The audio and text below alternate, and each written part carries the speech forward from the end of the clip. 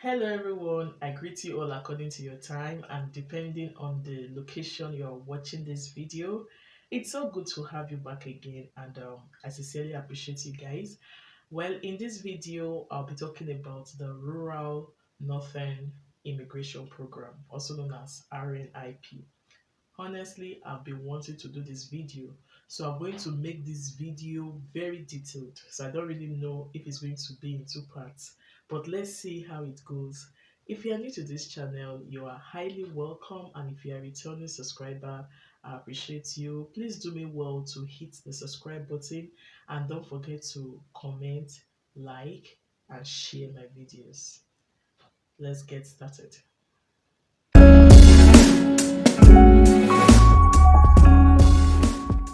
Actually, this is the first time I'm talking about this program on this channel. So if you haven't heard about this program before, or you've heard about it but you don't really know how to go about it, kindly grab your popcorn or your favorite snack, grab your favorite juice, sit down and watch this video to the end. I will try to be detailed as possible. RNIP is a community-driven initiative that facilitates permanent residency for skilled foreign laborers or skilled foreign workers who wish to reside and work in one of those participating communities. So, meaning there is hope. But another thing you should take note of is that these communities have a period where they accept um, applications.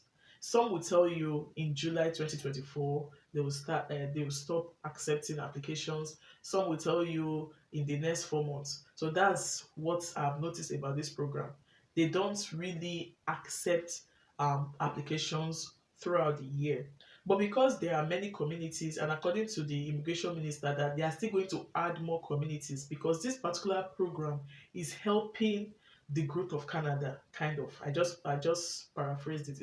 It's helping the economy. So they are going to add more communities to this RNIP so that there will be more chances for foreign skilled workers to be hired.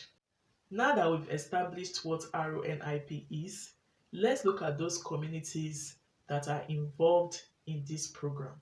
So there are about 11 communities from 5 Canadian provinces that are involved in this program. So the provinces are Saskatchewan, BC, also known as British Columbia, Manitoba, Alberta, and Ontario. So the next point here is eligibility. Like I said before, I really want this video to be detailed. So if you are looking at immigrating to Canada via this RNIP program, there is need to check your eligibility so that you will know if you are qualified for this program.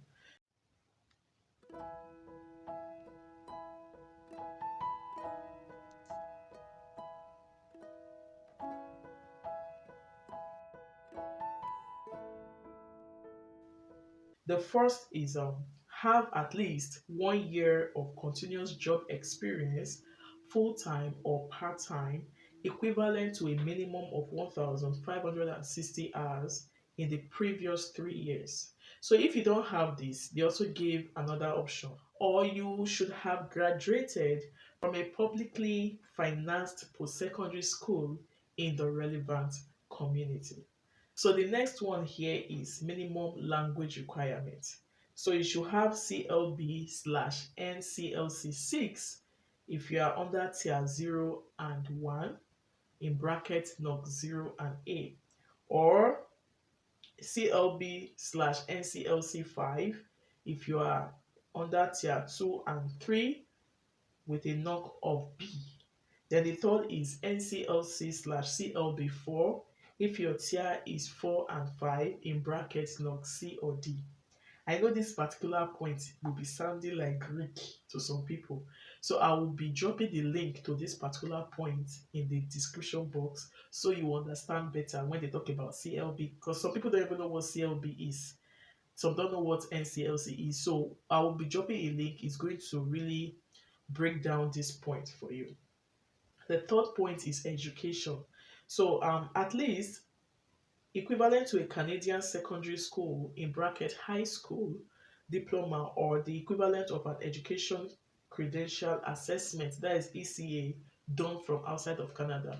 So basically this one is talking about your level of education, and you can't just submit, okay, let's say for example you have BSc from outside of Canada.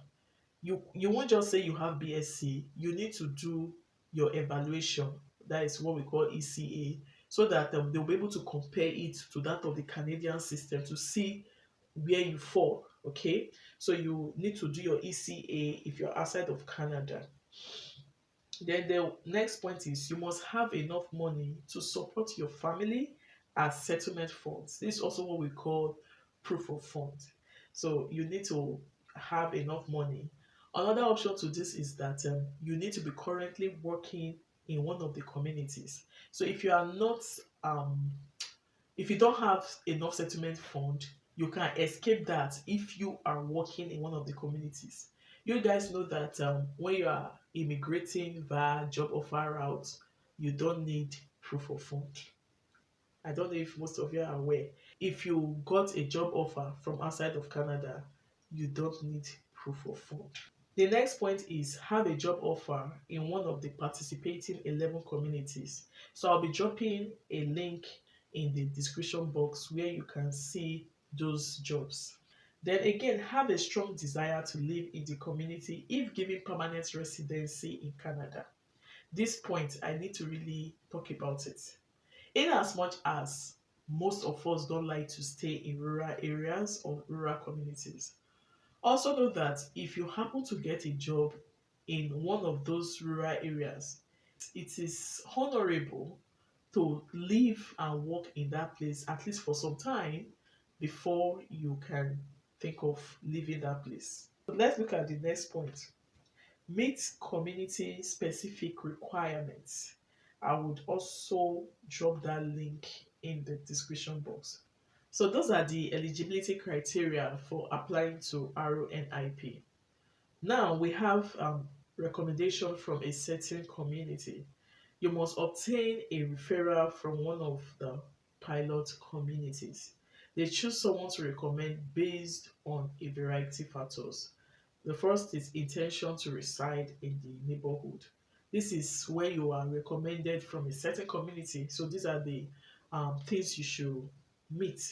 You can read more on IRCC website. In fact, that particular page, I will share the link in the description box. So you guys, do me well to check this the description box of this video, because enough links will be posted there for you guys to see. So now let's go to how to find jobs in RNIP communities. So people say, this is what we have been waiting for. Because we know that yes, you need to get a job from outside of Canada, but how?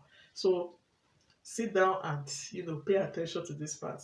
The difference between two persons that are thinking of going through this route is information. No, information is power. So I will be dropping the links. There are many. For each of these communities, they have links by which you can actually um, get a job. You get. But again, also know it in mind that you are applying for a job in these communities. It does not mean they must offer you employment.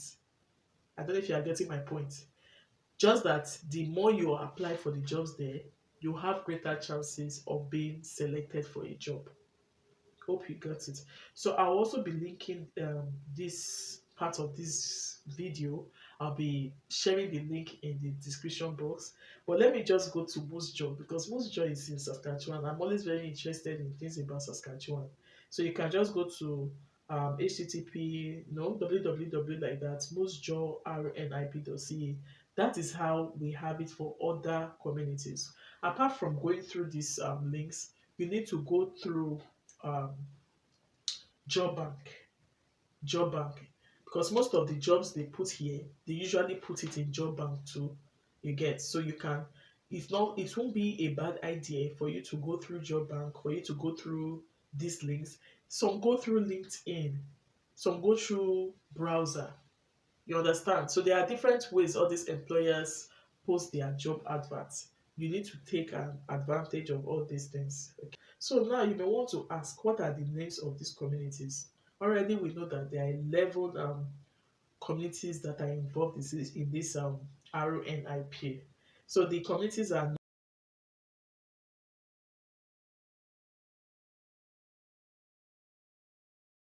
So I'll be reading out things that are peculiar to each of these communities. What is peculiar to North Bay may not be peculiar to Moose you get. Moose may tell you they will stop accepting applications maybe by July, while North Bay or Sudbury will tell you by maybe September. So you need to be informed so that you will know how to apply. Now, let's go to the communities. The first community here is North Bay, Ontario. It says it's currently accepting applications in 37 targeted occupations with only 10 spots. Only at the Community Recommendation Committee's discretion will applicants with a job offer not on the above list be taken into consideration. So even if you don't fall into the targeted occupation, but you are recommended by the community, you may be considered. Then high skilled positions being evaluated under the open knock include lawyers, contact center supervisors, and chefs. So these are the positions that they are ranking as high skilled. These ones too are also qualified for this North Bay RNIP. Sudbury, Ontario. They are still currently accepting applications until 2024 allocation is filled. So that was what I was saying, that each community with what they want. Yeah, so that's exactly what is here. So it said the Sudbury RNIP program will reserve 51 community recommendations for French speaking applicants in 2024.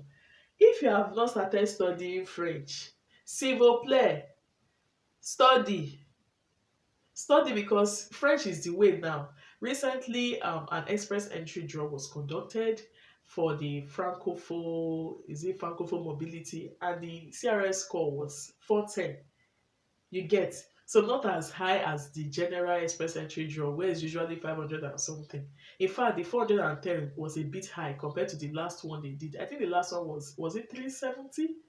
So French is the way now, because Canada is bilingual.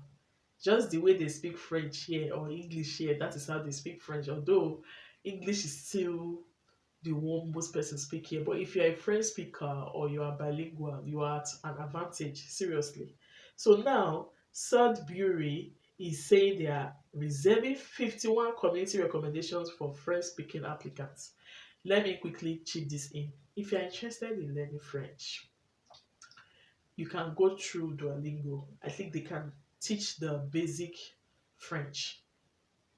Just give yourself 6 months. Get past questions. Those that have done it before, ask questions. You don't know.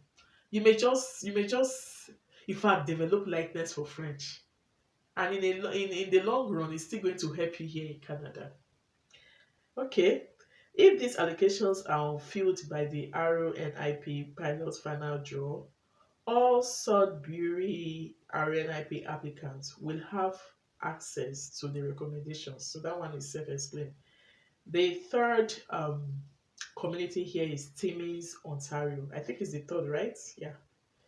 So they are still accepting applications, but has reached the maximum number of recommendations in NOC 6020, then 6003062, like that, as of March 25th, 2024. So a maximum of 10 recommendations in total in 2024 will be granted to candidates who receive job offers in the following fields. I think some of these things I will just have to display them on the screen, put a nice music for you guys to read it, because it's a whole lot, so that if you want to know more, you can pause it and read it, okay? Because it's really a whole lot. This is Moose Jaw. They started April. In fact, they are still accepting applications in 2024 only during the designated intake period mentioned below until June 23rd. So it is look at they started April. I will just be putting them on the screen. You guys will read, put a cool music for you guys, you will enjoy it.